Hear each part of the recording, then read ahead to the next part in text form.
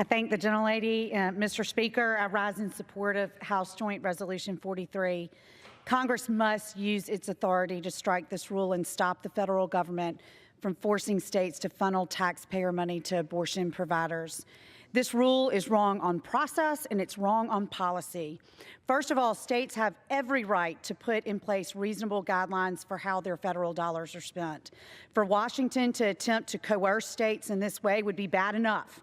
But for unelected bureaucrats in the Department of Health and Human Services to go around Congress at the 11th hour of the Obama administration is just outrageous. Madam Speaker, I think we all agree that low-income women should have access to the essential Title X services. But why is it necessary for those services to be funded at the nation's largest provider of abortion? It isn't, of course, but the abortion industry and its supporters want us to believe that it is. When it comes to funding, they like to pretend that abortion doesn't exist and that Planned Parenthood is the only place where women can get health care. But that's not true. The truth is that there is more than 13,000 federally qualified and rural health centers that offer low-cost health care to women.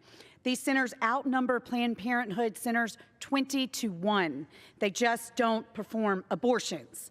Understanding this, some states have rightly enacted laws and policies redirecting Title X dollars away from abortion providers and toward these non-controversial clinics. If the true goal here was to ensure women's health care, no one should have a problem with that. But that wasn't the goal, and everybody knows it.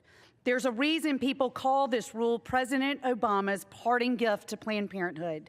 It was a blatant, transparent attempt to preserve the pipeline of funding to the nation's largest abortion business. It was wrong, and I urge my colleagues to vote to nullify it today. Thank you, Madam Speaker, and I yield back.